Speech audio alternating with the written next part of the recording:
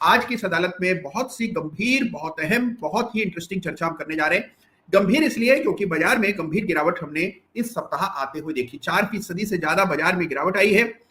दिल दहला देने वाला फॉल आया है। अब ऐसे में लोगों का असहज होना स्वाभाविक है। तो आगे की राह कितनी सुगम होगी, इस पर विस्तार से आज की अदालत में चर्चा करेंगे।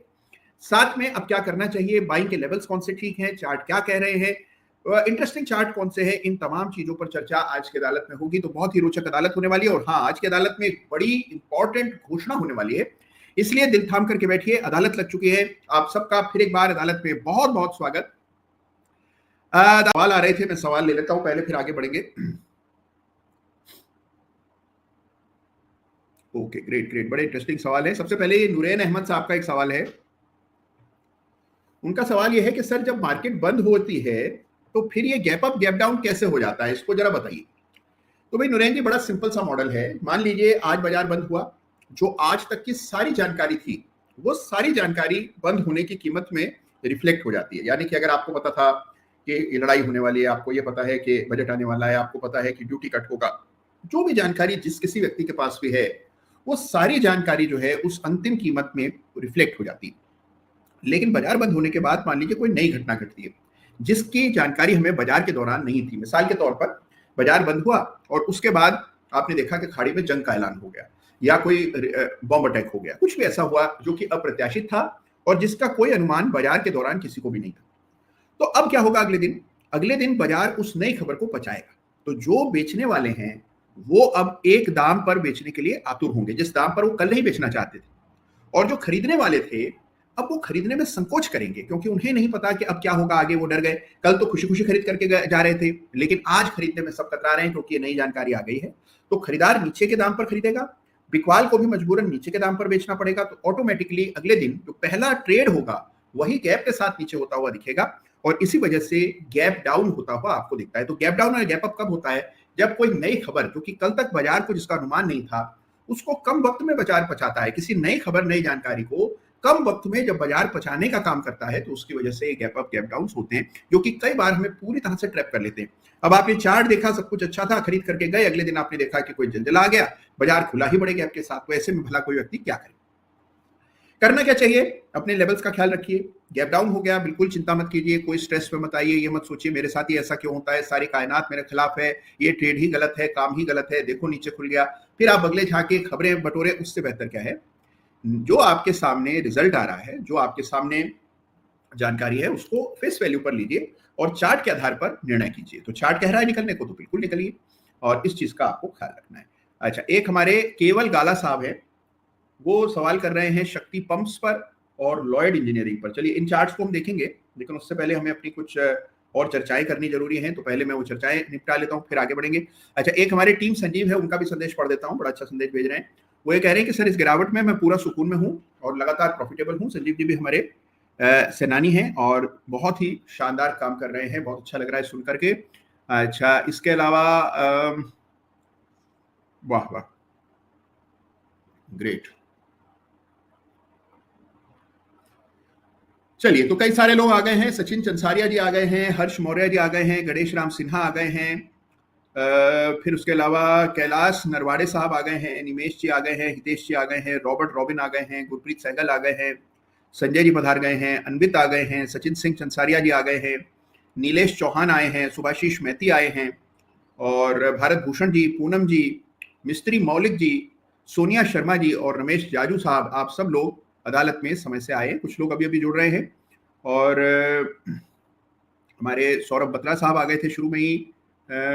एक सोहन पारिक जी का भी प्रश्न ले लेता हूं। सोहन पारिक जी पूछ रहे हैं, सर ट्रेडिंग कैसे सीख सकते हैं। तो ट्रेडिंग सीखने के लिए ही कई सारे तरीके हैं, जिनमें एक तरीका है ट्रेडिंग के प्रैक्टिकल्स। और मैं आप सबको आज बताना चाहता हूं कि ट्रेडिंग के प्रैक्टिकल्स का 9th क्वार्टर शुरू होने जा रहा है। ट्रेडिंग के प्रैक्टिकल्स अपने आप में एक अनूठा प्रैक्टिकल एक्सपेरिमेंट है, जो कि अब 9वें क्वार्टर में प्रवेश कर रहा है। ट्रेडिंग के प्रैक्टिकल्स ने लोगों के जीवन को इस प्रकार से छुआ है कि आप कल्पना भी नहीं कर सकते। तो ट्रेडिंग के प्रैक्टिकल्स का 9th क्वार्टर शुरू होने जा रहा है, और आप सबसे मेरा पुरजोर आग्रह है कि जरूर टीकेपी का हिस्सा बनिए। टीकेपी में हम बात करते हैं ट्रेडिंग के प्रैक्टिकल साइड की। थ्योरी आप सबने सुनी है, काफी जगह से पता लग जाती है, जान जाते हैं, सीख लेते हैं, लेकिन प्रैक्टिकली जब चीजें करने की बारी आती है तो बड़ा समस्या का सामना करना पड़ता है। तो रिया की चर्चा कर लेते हैं। अंजलि पहुजा जी का एक प्रश्न है, वो कह रहे हैं कि आप मेरा प्रश्न नहीं लेते हैं, कैस्ट्रॉल में उनकी रुचि है, और पतंजलि, ठीक है कैस्ट्रॉल देख लेंगे जिसमें अंजलि जी का इंटरेस्ट है। अच्छा, टर्टल कब आएगा, डोनट्स 100 पूछ रहे हैं। जरूर जरूर आएगा और उसकी भी जानकारी डोनट्स आपको मिलेगी। और इसके अलावा चारू जी लिख रही हैं कि मुझे टीकेपी ज्वाइन करना है, जरूर आइए और टीकेपी का हिस्सा बनिए। इसके अलावा चलिए, तो अब समय गंवाए बिना, ठीक है चलिए शुरुआत कर रहे हैं आज के सत्र की।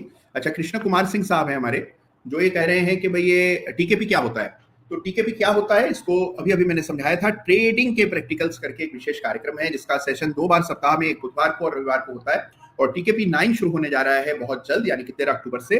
तो बिना समय गंवाए टीकेपी 9 का हिस्सा बनिए और पूरी जानकारी इसकी आपको इस पते पर मिल जाएगी। पता पहले मैंने हाईलाइट किया था, दोबारा नोटिस कर लीजिए। equityrush.com/tkp पर आपको सारी डिटेल्स टीकेपी की मिल जाएगी। अब चलिए शुरू करते हैं आज के सत्र को।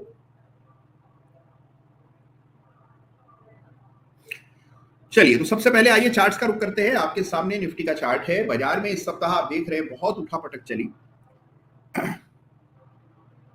ये देखिए आपके सामने चार्ट है। ओहो, क्या गिरावट आई है इस सप्ताह, दिल दहला देने वाली 4% की गिरावट। अब इतनी बड़ी तेजी के बाद गिरावट आना तो स्वाभाविक सी बात है, लेकिन एक ही सप्ताह में इतनी गिरावट हो जाएगी इसकी उम्मीद कम थी। खबरें कुछ ऐसी आई, फिर आप देख रहे हैं कि खाड़ी का भी जो संकट है वो गहरा रहा है। इधर सेबी ने एफ&ओ ट्रेडिंग पर कुछ जो नियम कड़े किए हैं इसका भी असर हो रहा है। कुल मिलाकर के कई सारी ऐसी खबरें, घटनाक्रम एक साथ चल पड़ा है जिसका प्रभाव बाजार पर पड़ता दिख रहा है। तो आपने देखा इस सप्ताह लगभग 4% से अधिक की गिरावट निफ्टी पर देखने को मिली। अब अगर आप इसको फिबोनाची के हिसाब से देखते हैं, और हम जो पिछले सप्ताह भी बात कर रहे थे कि मान लीजिए यही हाई तय बन जाता है, यानी कि यही सबसे बड़ा हाईएस्ट पॉइंट निफ्टी का हो जाता है, तो अगले लेवल्स कौन से होंगे। तो पहला लेवल जो निकल करके आता है चार्ट पर वो ये है, ये 24,600 है। और उसके बाद एक बहुत बड़ा सपोर्ट है 24,100 का, जो कि निफ्टी के लिए सबसे अहम सपोर्ट है। तो 24,800, फिर इसके बाद 24,600 और फिर 24,100, ये 3 लेवल्स हैं जहां पर बड़ा सपोर्ट निफ्टी को हासिल है। बड़ी कैंडल रेड बनी है, बड़ी तेजी के बाद बनी है, तो एक शॉर्ट टर्म बेरिशनेस इससे आती है। बड़ी रेड कैंडल की बड़ी भारी भूमिका होती है। अगर बड़े अप ट्रेंड के बाद, मैच्योर अप ट्रेंड के बाद रेड बड़ी कैंडल बन जाए तो इसको टावर टॉप रिवर्सल पैटर्न कहते हैं और ये काफी नेगेटिव माना जाता है। तो इससे अब एक डाउनवर्ड प्रेशर निफ्टी पर बना रहेगा। मुमकिन है कि कुछ सप्ताह और आपको निफ्टी यूं ही संघर्ष करता हुआ नजर आए। अब देखिए, इस तरह की गिरावट के बाद एक चीज बड़ी साफ हो जाती है कि जब तक अब ये लेवल पार नहीं होगा चार्ट पर, लेवल कौन सा, यानी कि जो रिसेंट हाई है वो पार नहीं होते, तब तक कोई दिशा बाजार की नहीं बदलेगी। तो हमारे लिए ये लेवल सबसे ज्यादा अहम है, 26,177। ये भाव पार होगा तब हमें पता लगेगा हाँ ये जो वर्तमान का संकट है ये पूरा हो गया, बाजार ने बॉटम लगा लिया और अब बाजार नई तेजी दिखाने को तैयार है। तो एक लेवल तो ये चार्ट पर अंकित कर लीजिए, ये आपका इंटरमीडिएट टॉप हो गया। गिरावट निफ्टी में चली रही है। लेवल्स 3 मैंने आपको बताए हैं, तीनों का संज्ञान लीजिएगा। 24,800, 24,600 और 24,100, ये 3 स्तर है चार्ट पर अंकित कर ले। मैं वीकली चार्ट के संदर्भ में इन स्तरों की चर्चा कर रहा हूं, तो याद रखिए कि जो हम बात कर रहे हैं ये वीकली चार्ट के कॉन्टेक्स्ट में कर रहे हैं। तो इन लेवल्स का ख्याल रखिएगा, these are very important levels. और ये आपके सामने निफ्टी का चार्ट है जहां हम ये करेक्शन आते हुए देख रहे हैं। तो इस सप्ताह करेक्शन की मुद्रा में बाजार रहा। करेक्शन में बाजार थोड़ा बहुत और नीचे आ सकता है। कुल मिलाकर देखें तो अच्छा ही है कि कुछ करेक्शन हो जाए। अगर आप लॉन्ग टर्म चार्ट पर करेक्शन प्लेस करते हैं, यानी कि फिबोनाची रिट्रेसमेंट डालते हैं, और लेट अस से कि हम इस बॉटम को ले लेते हैं, ये 2022 के अगस्त का बॉटम है, और उसको रिसेंट पीक के साथ जोड़ देते हैं, तो अब आप एक बड़ी इंटरेस्टिंग चीज देखेंगे कि ये जो लेवल्स हैं, ये लेवल्स इस तरह से भी बड़े सपोर्ट का काम दे रहे हैं। यानी कि जो 23.6% का स्तर है ये 23,600 है, और इसके बाद फिर बड़ा सपोर्ट 22,000, इसके नीचे बड़ा सपोर्ट 20,700 और एक और इंपॉर्टेंट लेवल 19,400 निकलता है। ये 61.8% फिबोनाची लेवल है। 23% का लेवल 23,600 पर है। तो एक चीज जो आपको इस नए फिबोनाची को प्लेस करके पता लगती है कि जब तक 23,600 का स्तर भंग नहीं हो जाता तब तक ट्रेंड पर, ओवरऑल जो ट्रेंड चल रहा है निफ्टी पर, इस पर कोई मटेरियल चेंज नहीं आएगा, तब तक तो आपको कोई चिंता भी नहीं करनी चाहिए। इतनी बड़ी तेजी के बाद करेक्शन का आना, रुक जाना बाजार का, उठापटक होना, वॉलेटिलिटी का बढ़ जाना, स्टॉप लॉस हिट होना, कुछ स्टॉक्स में बड़ा फॉल आ जाना, ये चीजें स्वाभाविक होती है। कोई भी कभी भी करेक्शन आप उठा करके देखें इतिहास का कितना भी पुराना, हमेशा आपको बाजार ऐसे ही प्ले आउट होते हुए नजर आता है। तो इसको लेकर के ज्यादा चिंता नहीं करनी है, बस आपको चार्ट्स को देखते रहना है और निफ्टी के चार्ट पर लाइंस डाल देनी है, जैसे अभी हमने फिबोनाची प्लेस किए। और आपने एक चीज नोटिस की होगी कि एक नहीं 2 फिबोनाची को एक साथ डाला और फिर इनके बीच में हम संगम खोजते हैं कि कौन से ऐसे स्तर हैं जो दोनों फिबोनाची प्लेसमेंट्स पर कॉमन आ रहे हैं, तो उन लेवल्स को ज्यादा तरजीह दी जाती है। तो निफ्टी के लिए जो बड़ा सपोर्ट है वो 23,600 के आसपास है। ये बहुत अहम फिबोनाची स्तर है 23.6% का, और ये जो पूरा ट्रेंड है पिछले 2-2.5 साल का, उसका रिट्रेसमेंट यदि होना है तो 23,600 तक बाजार नीचे आ सकता है, ये मान करके चलना है। नथिंग इज रूल्ड आउट, कोई भी पॉसिबिलिटी को सिरे से खारिज मत कीजिए कि ना ये तो हो ही नहीं सकता। कुछ भी संभव है, बाजार में आप काम करते हैं तो सब कुछ संभव है। हर परिस्थिति, हर संभावना के लिए मानसिक रूप से बिल्कुल आपको ओपन माइंडेड होना चाहिए। तो कभी भी इस तरह से अपने को संकुचित मत कीजिए कि नहीं, मैं नहीं मानता कि ये होगा। जो होगा देखा जाएगा, चार्ट पर होगा, लेवल्स टूटेंगे, चार्ट्स हमारे सामने हैं, हम चार्ट्स को निरंतर देख रहे हैं, कुछ भी हमारी आंखों से बच नहीं पाएगा यदि हमें चार्ट देखने का जो टैलेंट है, जो क्वालिटी है वो हमें है। तो यहां तक की बातचीत आपको समझ आई और आपने देखा कि निफ्टी किस तरह से प्रोग्रेस कर रहा है। तो करेक्शन की मुद्रा में निफ्टी 4% की गिरावट, ये फिबोनाचीज में हटा देता हूं। एक चीज आपको बताता हूं कि इस सप्ताह जहां निफ्टी में 4% की गिरावट आई, निफ्टी स्मॉल कैप इंडेक्स को देखें तो वो इतना नहीं गिरा, जबकि आमतौर पर जब भी गिरावट आती है तो निफ्टी में कम और स्मॉल कैप इंडेक्स में ज्यादा आती है। वैसे भी आप देखिए चारों ओर चर्चा यही थी कि स्मॉल कैप इंडेक्स ओवरवैल्यूड है, तो कायदे से तो स्मॉल कैप इंडेक्स को ज्यादा तेजी से गिरना चाहिए था। लेकिन इस दफे हमने क्या देखा कि स्मॉल कैप इंडेक्स केवल 2-2.25% गिरा है और निफ्टी 4.4% गिरी। तो निफ्टी में ज्यादा बड़ी गिरावट आपको इस सप्ताह आते हुए दिख रही है, क्योंकि लोगों की पोजीशंस इस तरह से बनी हुई है। तो निफ्टी की गिरावट को थोड़ा कम महत्व देना चाहिए। चिंता तब करनी चाहिए जब स्मॉल कैप इंडेक्स में बड़ी गिरावट आए, और इसके लिए हमें क्या करना है, एक लेवल पहले अपना अंकित कर देंगे चार्ट पर। ये लेवल कुछ यहाँ होना चाहिए, ये 17,133 का लेवल है। ये जो मैं इंडेक्स देख रहा हूँ ये निफ्टी स्मॉल कैप 250 है। ऐसा ही एक इंडेक्स निफ्टी स्मॉल कैप 100 भी है, लेकिन मैं यहाँ पर निफ्टी स्मॉल कैप 250 जिसमें 250 शेयर्स का जो सूचकांक है उसकी चर्चा कर रहा हूँ। तो यहाँ आप देखें 17,133 के नीचे इंडेक्स जाएगा, तब आपको ये पता लगेगा कि ये जो ट्रेंड चल रहा था 2022 से, जिसमें 9,000 का ये इंडेक्स बढ़कर 18,000 यानी कि दोगुना हुआ, इसका ये ट्रेंड भंग हो गया। इसका हमें संकेत मिलेगा जब ये स्तर टूटेगा। ये एलओसी है हमारी, लाइन ऑफ कंट्रोल। तो जब तक एलओसी नहीं टूट रही है तब तक इस इंडेक्स को लेकर के भी बहुत ज्यादा असहज होने की आवश्यकता नहीं है। हाँ, करेक्शन आएगा, फॉल आएगा, चिंता तो होगी, शेयर गिरेंगे और बहुत तीव्रता से गिरेंगे, तो आपको जो है कुछ ना कुछ स्ट्रेस होना लाजमी। लेकिन चार्ट पर लेवल्स इंपॉर्टेंट ज्यादा होते हैं। तो लेवल कौन सा है, 17,130 पकड़ लीजिए। इसके नीचे जाएगा 17,100 के, तब कुछ चिंता करेंगे, अन्यथा इसको रूटीन करेक्शन मान करके चलना है। निफ्टी स्मॉल कैप देखा हमने, जो कि मुकाबले में कम गिरा है। अब आइए निफ्टी बैंक को देखते हैं कि वहां क्या हो रहा है।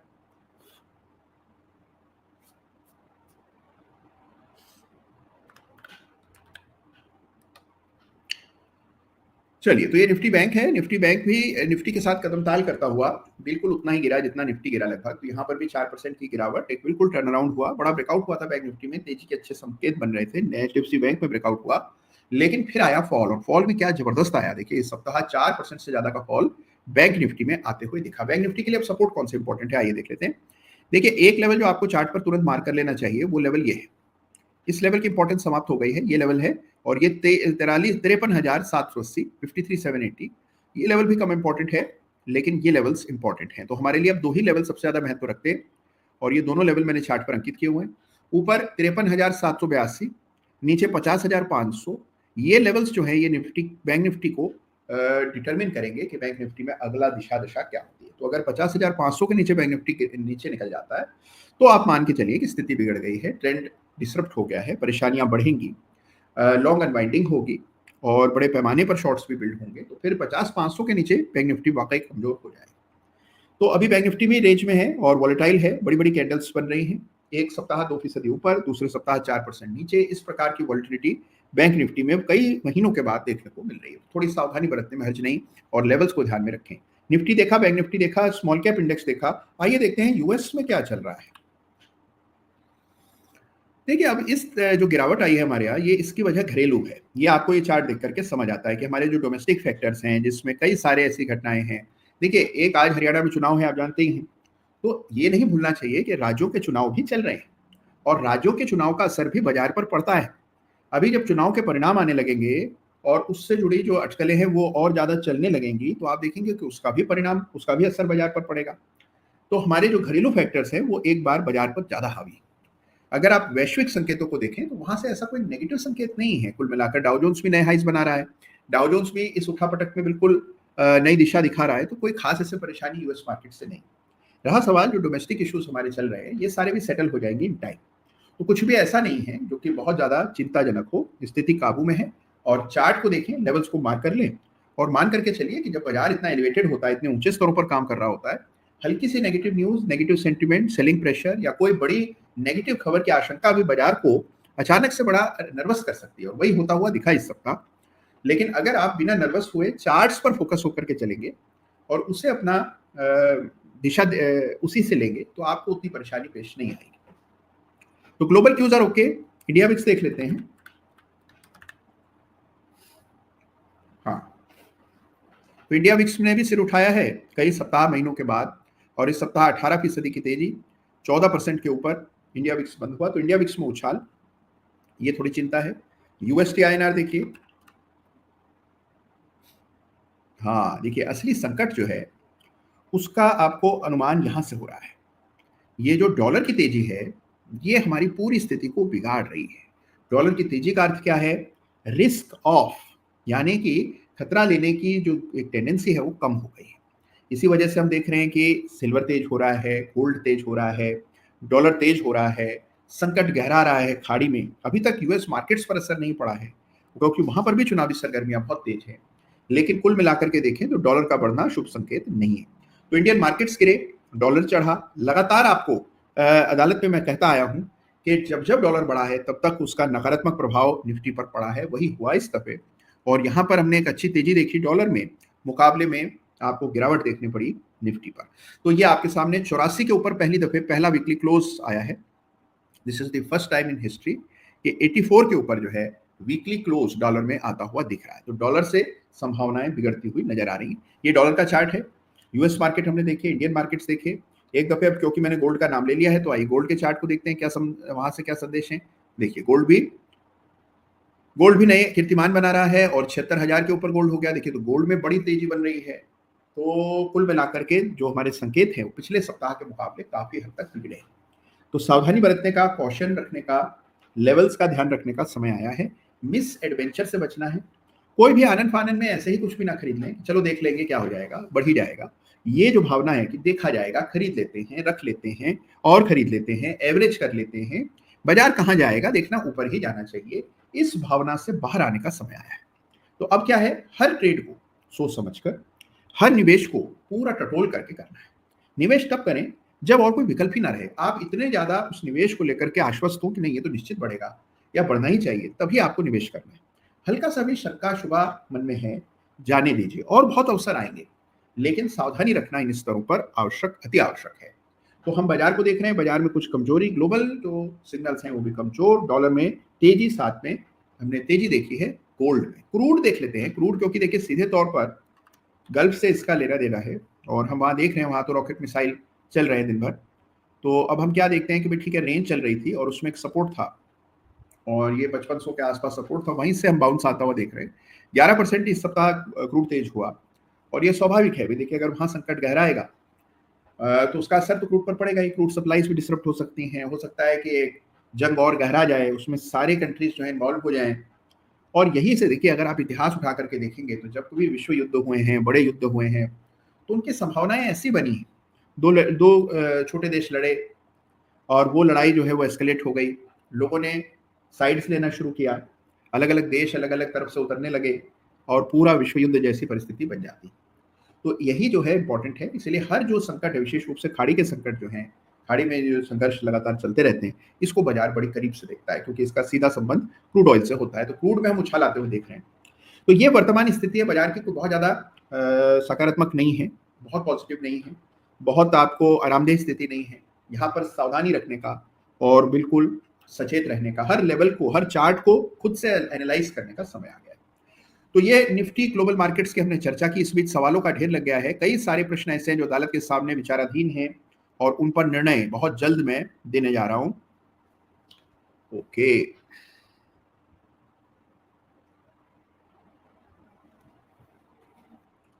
अच्छा, एक सवाल हमारे शोभित फारिया साहब का है। वो कह रहे हैं कि मैं अदालत में नियमित आता हूं, मेरा प्रश्न ये है कि चाइना मार्केट जो है उसमें बड़ा उछाल हुआ है, तो क्या हैंगसेंग इंडेक्स लेना चाहिए? निश्चित लेना चाहिए। देखिए हैंगसेंग, और ये हैंगसेंग 20 हैं और इस सप्ताह आपने देखा कि क्या जबरदस्त तेजी हैंगसेंग 20 में देखी। 250 का हैंगसेंग 20 बढ़कर के 390 हो गया, बड़ा ब्रेकआउट हो गया। और ये वीकली चार्ट है और अगर आप देखें तो बिल्कुल रेजिस्टेंस पर बंद हुआ। इसको लाइन चार्ट में देखेंगे ज्यादा अच्छा दिखेगा। तो आप देखते हैं कि बिल्कुल रेजिस्टेंस पर बंद हुआ, लेकिन तेजी बड़ी जबरदस्त आई है और हमने देखा कि कुछ खास हुआ नहीं हैंगसेंग में पिछले 6-7 सालों में। तो एक कमबैक जो है हाँ, हांगकांग का और चाइना का आते हुए दिख रहा है और इसका संकेत ये हैंगसेंग मार्केट का चार्ट है। चलिए, तो हमने ग्लोबल मार्केट्स के चार्ट देखे, दुनिया भर के चार्ट हमारे सामने हैं, सवाल कई सारे हैं। ठीक है,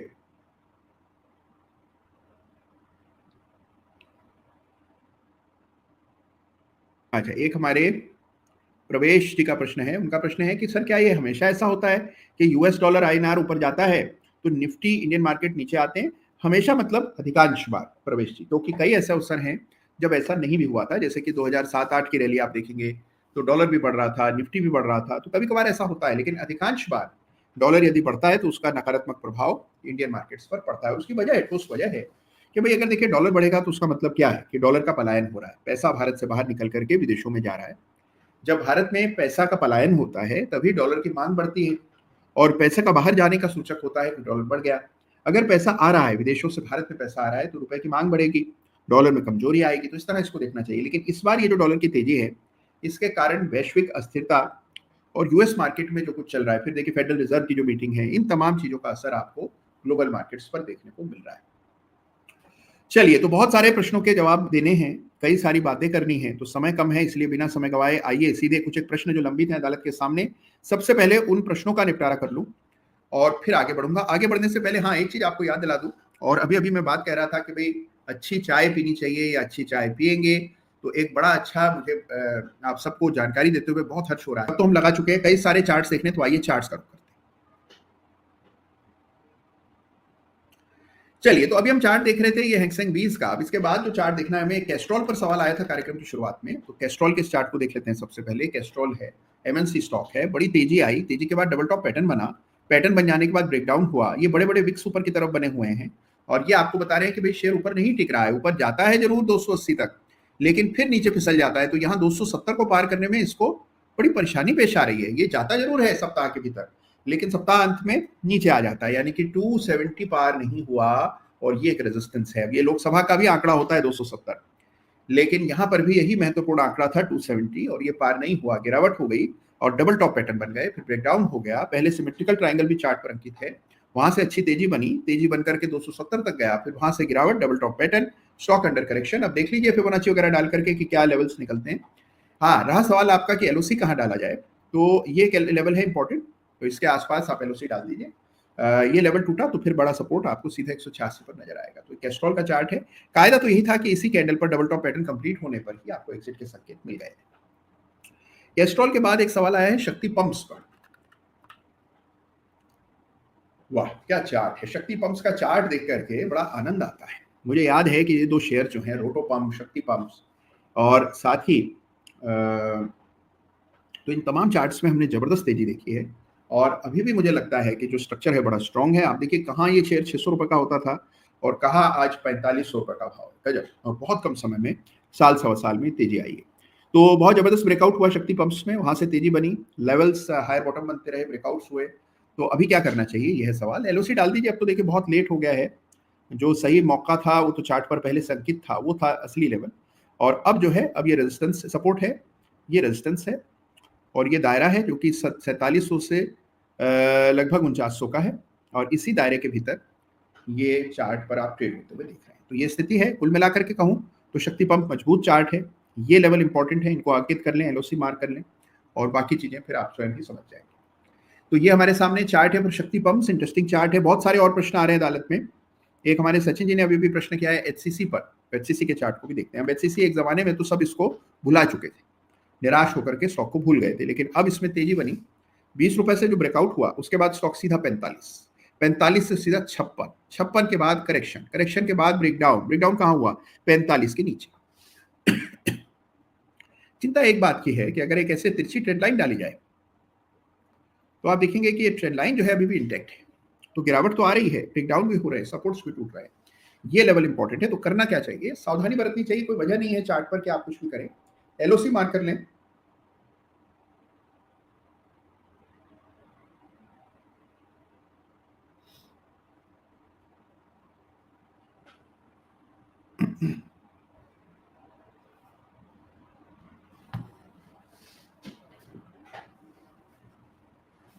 राइट, तो ये आपके सामने चार्ट है फॉर HCC लेवल्स का ब्रेकडाउन।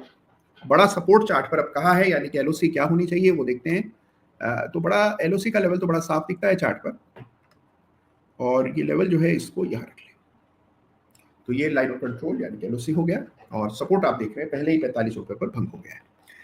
तो HCC का चार्ट आपके सामने, कई सारे ऐसे चार्ट्स हैं जिनमें उछाल तो अच्छा है लेकिन ब्रेकडाउन भी फिर वैसा ही आता हुआ दिख रहा है। गेम स्टार 70 का प्रश्न है, हमारे NSA 12 के सेनानी हैं, वो कह रहे हैं कि एक बार शेफलर के चार्ट को देखिएगा, और बेयरिंग सेक्टर जो है जिसमें कि कई सारे चार्ट्स हैं, एस्केप है, हर्षा है, रोलेक्स रिंग है, टिमकन है, इन चार्ट्स को देखिए एक बार। अच्छा, एक हमारे केवल गाला साहब है, उनका प्रश्न रह गया, मैं आ रहा हूं उनके प्रश्न पर। लॉयड इंजीनियरिंग पर उनका एक सवाल है, इस पर भी मैं आता हूं, लेकिन लॉयड के साथ साथ हमें जो चार्ट देखना है वो गेम स्टार का सवाल है शेफलर पर। तो आइए शेफलर का चार्ट भी देख लेते हैं। शेफलर, हाँ शेफलर देखिए, पहले इसका नाम होता था फैग बेयरिंग, और ये है फैग बेयरिंग का चार्ट, शेफलर इंडिया। ये चार्ट है फैग बेयरिंग, इसका पहले नाम होता था। एक बड़ा ट्रेंड रहा स्टॉक में, 2750 3000 का भाव होता था, फिर वहां से 4700 का रेट हो गया। थोड़ा देखें तो निफ्टी को अंडर परफॉर्म कर रहा है ये स्टॉक काफी समय से, लगभग आप 2 साल से तो अंडर परफॉर्म कर रहा है। रेंज में रहा, बाजार बढ़ता रहा, लेकिन ये मुकाबले में उस प्रकार की तेजी नहीं दिखा पाया।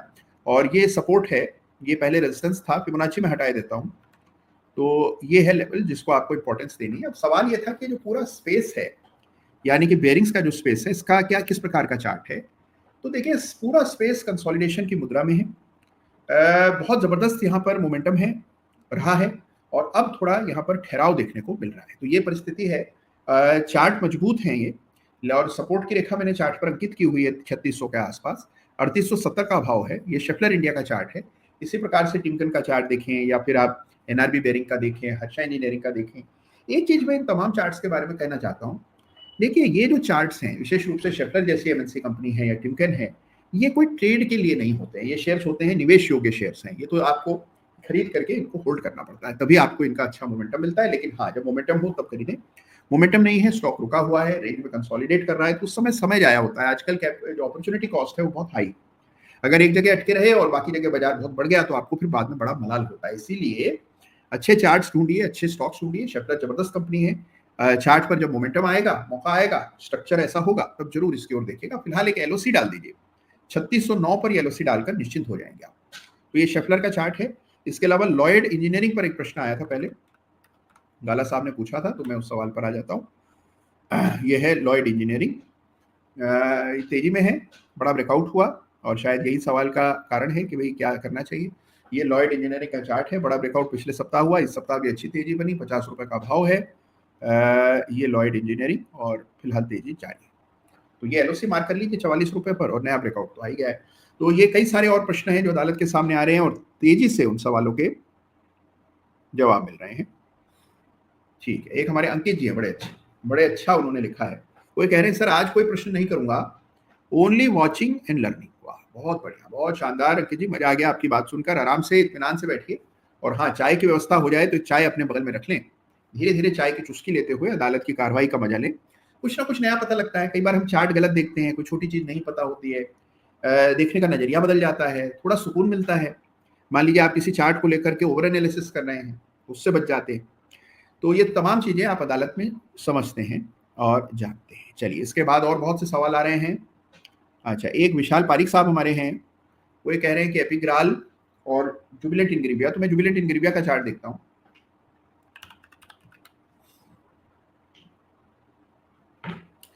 तो जुबिलेंट इंग्रेविया के चार्ट में खास क्या है? खास है ये ब्रेकआउट। तो ये जो लेवल है ये लगभग 800 रुपए के करीब है। यही लेवल 2021 में रेजिस्टेंस था, फिर ब्रेकडाउन हुआ, 2023 में स्टॉक 350 तक आया, और फिर वापस 800 हो गया। तो ये लेवल बहुत इंपॉर्टेंट है 800 का, और बिल्कुल रेजिस्टेंस पर जुबिलेंट इंग्रेविया ट्रेड कर रहा है। तेजी पुरानी हो चली है। कई बार मैं सुनता हूँ कि जहां पर के सही मौके थे खरीदारी के, वहां स्टॉक की चर्चा कम हुई। जब इसमें 500 550 के आसपास ब्रेकआउट हुआ, उस समय शायद ही कोई इस चार्ट को चर्चा में ले रहा था। अब जबकि स्टॉक बिल्कुल रेजिस्टेंस पर है तो इसकी चर्चा चारों ओर हो जाती है। तो चर्चाओं से अलग होकर के हमें चार्ट देख करके निर्णय करने हैं। तो हमारे चार्ट पर तो संकेत पहले आ जाते हैं, सही मौके पर आते हैं। अगर आप चार्ट ठीक देख रहे हैं तो उसी मौके पर लें जहां पर के सही मौका है।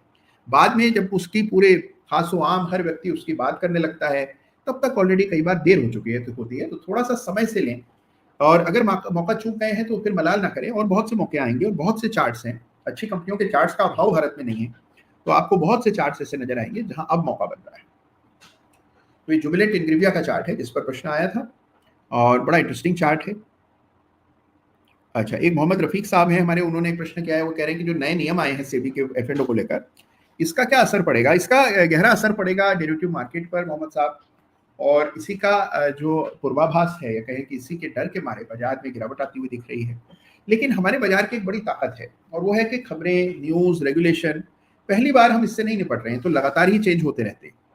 लेकिन अब बाजार इतना मैच्योर हो गया है कि ये समझ जाता है कि भाई जो रेगुलेशन है ये हमारे ही भले के लिए बनाए जा रहे हैं, और इनका अच्छा ही असर बाजार पर पड़ेगा। बहुत से कैपिटल जो कि अभी एफएडओ के हस्ते चढ़ जाती है, या जिसका कि सही रियलाइजेशन लोगों को नहीं मिलता है, अब वो विकल्प जो है मुश्किल हो जाने की वजह से वो पैसा स्टॉक्स में आएगा, म्यूचुअल फंड्स में जाएगा, निवेश करेंगे लोग उससे, तो उससे ओवरऑल बाजार की हेल्थ और इन्वेस्टर की भी जो एक्सपीरियंस है वो बेहतर होगा। तो मेरी राय में अच्छा ही इसका असर होगा। हाँ, तात्कालिक दृष्टि से देखें तो कुछ ना कुछ नेगेटिव इम्पैक्ट आता हुआ दिख ही रहा है। अच्छा, इसके बाद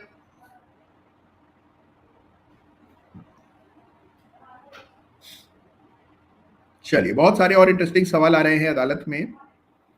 ठीक है, एक हमारे आदित्य शेखावत साहब कह रहे हैं कि आइनॉक्स विंड का चार्ट देखिए, पूरी तैयारी के हमारे स्टूडेंट रहे हैं। वाह आदित्य जी, जरूर देखते हैं। अब जो चार्ट आप कह रहे हैं आइनॉक्स विंड एनर्जी,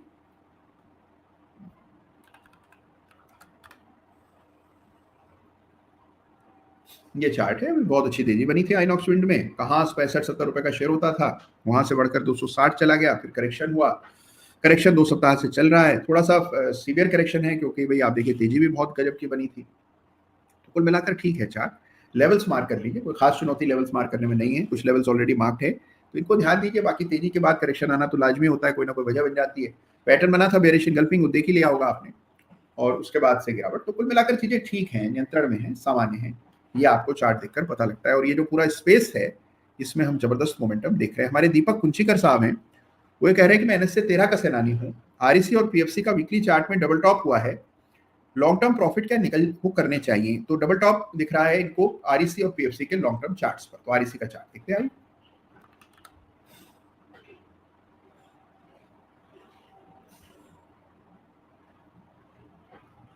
तो ये आरईसी भाई देखिए, ब्रेकआउट तो बहुत नीचे के लेवल्स पर था, यहाँ पर 120 का शेयर हो गया 640 के बाद डबल टॉप जो आप कह रहे हैं, उसके बाद गिरावट, छोटा सा डबल टॉप है, सपोर्ट यहाँ है। तो अब देखिए हमारे लिए सबसे इंपॉर्टेंट लेवल ये है, ये 500 रुपए का मनोवैज्ञानिक स्तर है। 500 के नीचे एलओसी टूट जाएगी, डबल टॉप पर निकलना था तो फिर उसका मौका आपको यहाँ मिला था जब ये लेवल भंग हुआ था, यानी कि 490 के आसपास। अब आपको 500 के टूटने पर अगला सिग्नल मिलेगा, ये मेजर लेवल है, ये पहले रेजिस्टेंस था, बाद में सपोर्ट था, तो ये 500 सबसे क्रिटिकल चार्ट लेवल है, इसको मॉनिटर कीजिए, एलओसी 500 पर रख दीजिए। चलिए, तो ये प्रश्न आया था और इसकी चर्चा भी हम लोगों ने की।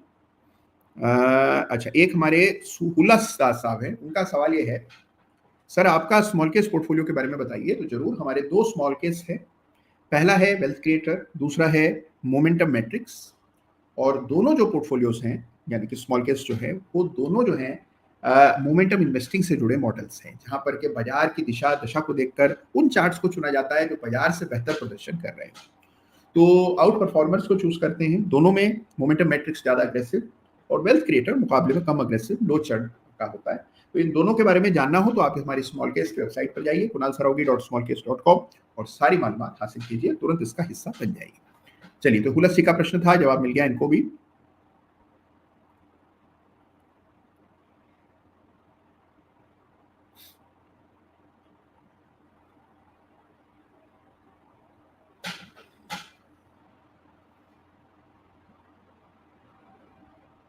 ओके, एक चार्ट और देखते हैं, this is the chart for Gravita, किसी ने अभी अभी प्रश्न किया है।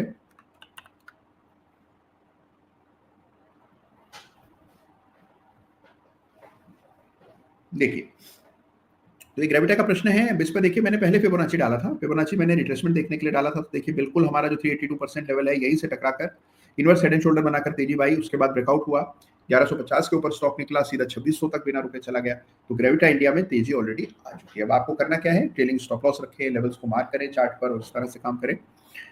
सवाल कई सारे और आ रहे हैं अदालत में, बड़े इंटरेस्टिंग प्रश्न आ रहे हैं। मैं कुछ चुनिंदा सवालों को रख रहा हूं आप सबके सामने। अच्छा, एक सवाल बड़ा इंटरेस्टिंग आया कुणाल शर्मा जी का, तो इसका चार्ट भी देख लेते हैं। वो ये कह रहे हैं कि जो फ्लोरोकेम है इसका चार्ट देखिए, गुजरात फ्लोरोकेम का, इस पर बीएससी पर ब्रेकआउट हुआ है। आइए देखो, तो चलिए ठीक है भाई, अगर आप कह रहे हैं तो फ्लोरोकेम का चार्ट देख लेते हैं।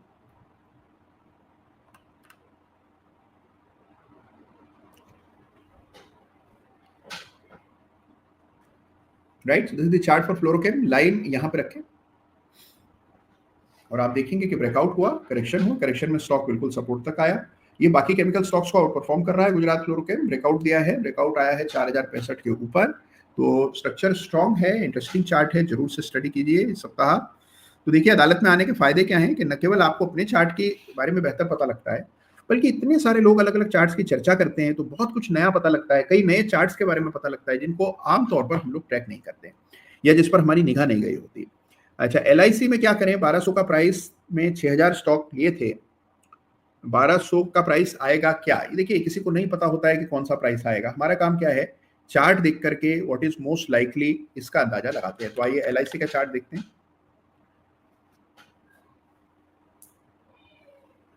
तो बाजार करेक्ट हुआ, LIC करेक्ट हुआ, लेकिन जो इंपॉर्टेंट लेवल्स हैं वो मार्क कर लें भाई। ये देखिए, ये LOC है, ये 900 रुपए के करीब है, 900। इसको अगर आप पहले से देखते हैं पुराने चार्ट के साथ मिलाकर तो ये लेवल क्लियरली विजिबल है। तो 900 का लेवल टूटेगा तब कोई चिंता है, अन्यथा आप देखिए वॉलिटिलिटी और रेंज बाउंड ट्रेड देखने को मिल रहा है। तो ये LIC का चार्ट है आपकी स्क्रीन पर। ढेरों चार्ट्स पर चर्चा, अदालत में ताबड़तोड़ निर्णय लिए जाते हैं, ताबड़तोड़ चार्ट्स देखे जाते हैं, बिना रुके, बिना थके, बिना थमे, एक के बाद एक नए चार्ट्स की चर्चा अदालत में निश्चित निरंतर होती रहती है।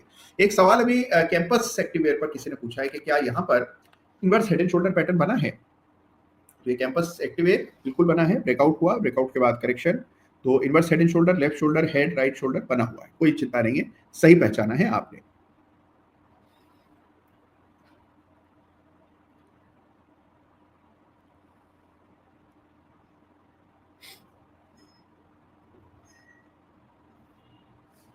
ठीक है, अभी किसी ने एक प्रश्न किया और ये प्रश्न है अबाउट सिल्वर। तो आइए सिल्वर के चार्ट को भी एक करके देखेंगे।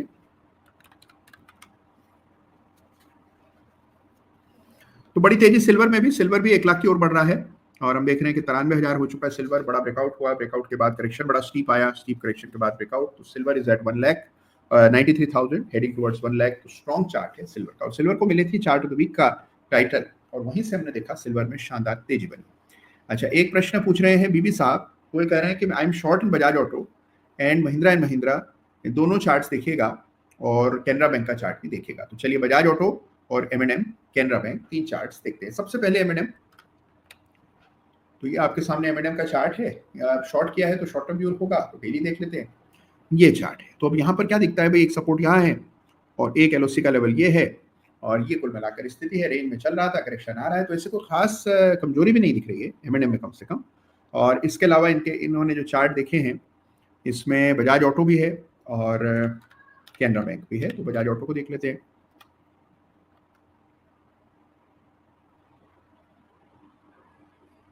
ये बजाज ऑटो और यहाँ पर एक गैप बना है, इसको बेरिश टासुकी गैप कहते हैं, जो यहाँ बनता हुआ दिख रहा है। 2 कैंडल्स बनी हुई हैं, दोनों में विक्स ऊपर की तरफ हैं, तो थोड़ी कमजोरी के संकेत दिख रहे हैं। अब ये गैप फिल होगा तब इसमें ट्रेंड, ये जो इंटरमीडिएट डाउन ट्रेंड है खत्म हो जाएगा। तो यहाँ एक लाइन डाल दीजिए और करेक्शन आता हुआ दिख रहा है। करेक्शन में फिबोनाची डालकर एक संभावित अनुमान लगा सकते हैं कि कहाँ तक नीचे जा सकता है। तो बजाज ऑटो ये डेली चार्ट है और इसके अलावा कैन बैंक का भी चार्ट देखते हैं।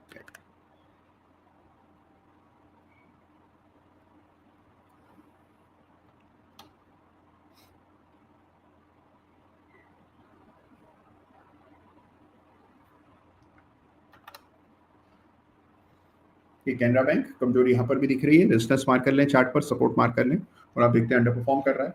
और पिछले लगभग 1 साल से 6 महीने से हम देख रहे हैं कि एक सीमित दायरे में कारोबार चल रहा है विद बेरिश बायस। तो चार्ट कोई बहुत ज्यादा इंटरेस्टिंग या स्ट्रॉन्ग नहीं है, ये आपको चार्ट देखकर पता लगता है और लेवल तो आप मार्क कर ही लेंगे। रवि किरण जी का सवाल है कि रेन इंडस्ट्रीज, इसका चार्ट देखिए और LTTS इसका चार्ट देखिए, ये सवाल है मुनीश जी का। तो हम 2 चार्ट्स की बात करेंगे, रेन इंडस्ट्रीज और LTTS। रेन आप देखिए तो एक सीरियल अंडर परफॉर्मर है और बाजार में तेजी आई लेकिन ये स्टॉक टेस्ट से मस नहीं हुआ, सीमित दायरे में ही ट्रेड करता चला जा रहा है। तो इसीलिए थोड़ा सावधानी बरतनी चाहिए। देखिए अपॉर्चुनिटी कॉस्ट है पैसे की, अगर स्टॉक परफॉर्म नहीं कर रहा है तो इंतजार कीजिए, अवसर आएगा। ये वीकली चार्ट में देख रहा हूँ, तो वीकली चार्ट पर आप देख रहे हैं कि रेजिस्टेंस की लाइन नहीं पार हुई और मेजर रेजिस्टेंस के नीचे ही स्टॉक लगातार ट्रेड करता रहा। तो this is the chart for rain industries, और 142 से 200 के बीच में ही स्टॉक ट्रेड कर रहा है, रेंज बाउंड है।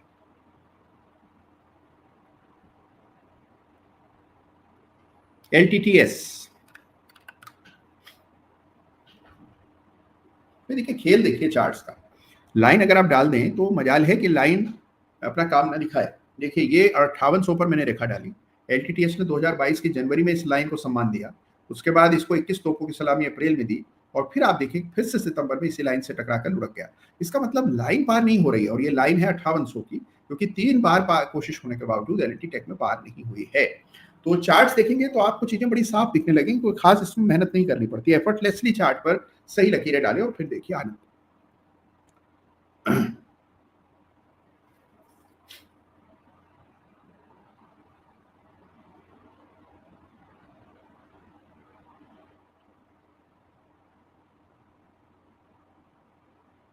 सुमित पवार जी का एक प्रश्न है, वो ये कह रहे हैं जो कैपिटल मार्केट से जुड़ी कंपनियां हैं जैसे कि नुवामा है, जलवन है,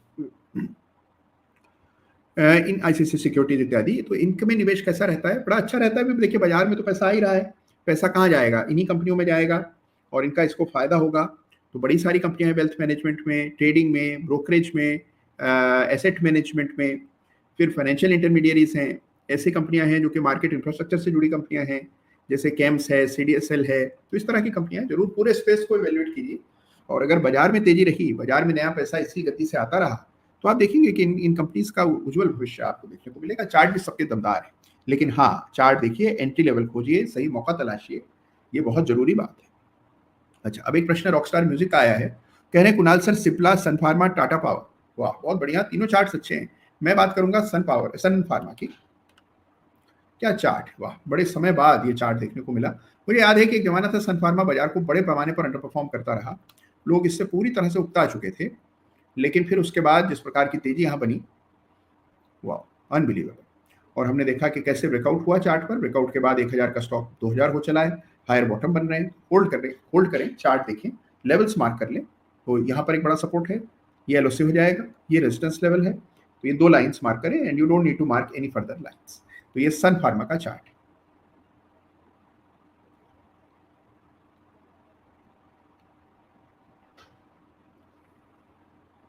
विशाल पारी के कह रहे हैं कि एसएमई शेयर्स में निवेश और उससे जुड़ी सारी बातों पर एक पूरा डिटेल वीडियो बनाया जाना चाहिए। आपका आदेश है विशाल जी, निश्चित रूप से इस पर अमल किया जाएगा। बहुत जल्द एसएमई स्टॉक्स पर एक विशेष वीडियो मैं तैयार करूंगा कि क्या होते हैं एसएमई, कैसे निवेश किए जाते हैं, इसमें समस्याएं क्या आती हैं, इन तमाम चीजों पर हम लोग बात करेंगे।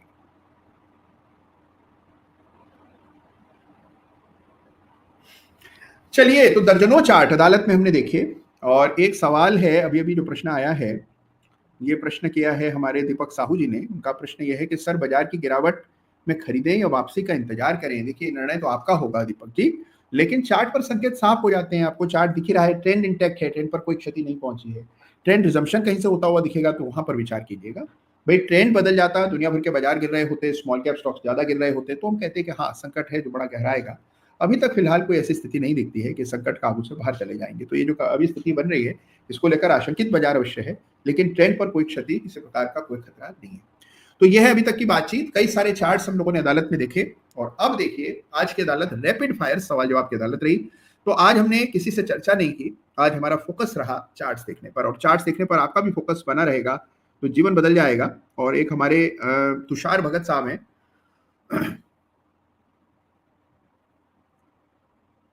जिंदगी भर के लिए साथ मिले तेरा या फिर जिंदगी ना मिले। वाह क्या बात कही है तुषार जी ने, मजा आ गया सुनकर, बड़ा आनंद आया। तो तुषार जी साधुवाद आपको, बहुत बहुत धन्यवाद आज की अदालत में हिस्सा लेने के लिए। न केवल तुषार जी का बल्कि आप सभी का हृदय से धन्यवाद। आज की अदालत बहुत ही रोचक रही, ढेरों चार्ट्स पर हमने चर्चा की, चाय गर्मा गर्म के बारे में मैंने आपको बताया, और साथ ही आपको ये भी बताया